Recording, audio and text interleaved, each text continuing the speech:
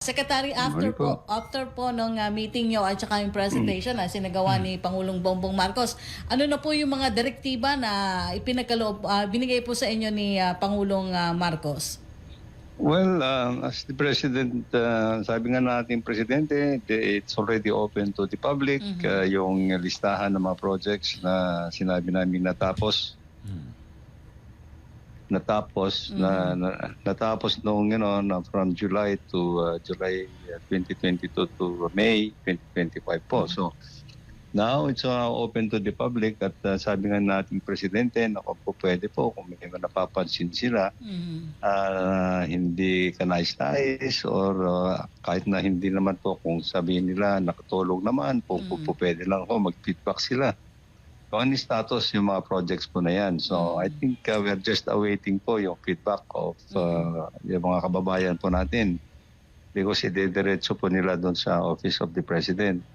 In the meantime naman po sa DPWH, I think we have already dispatched our people from the central office na i-validate na rin po yung mga projects that have been reported completed on status kasi doon sa information po nilagay namin wala po yung status ng yung mga projects na yan. It's just a basic information, saan yung project, naka-geotag naman yan, anong district office, the engineering district office, anong legislative office, sinong contractor, magkano ang contract, yun lang po. Kanina, na-interview po namin si Congressman Terry Ridon, ang chairman ng Public Accounts Committee. Yes po. Na ang nais po nila sana, yung isinumite niyo po listahan, malinaw. So mukhang ipapatawag din naman po kayo sa House of Representatives. Kung ito bang binabanggit ng mga kumpanya, at least top 15, may mga natapos ba sila o may mga nakatingwang-wang o may mga na substandard ang gawa o may ipapaliwanag ho ba ito, Secretary?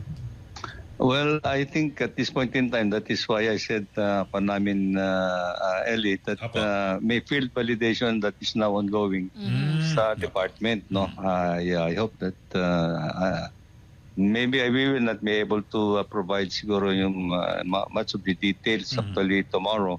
But I will in a few days siguro once matapos yung validation namin.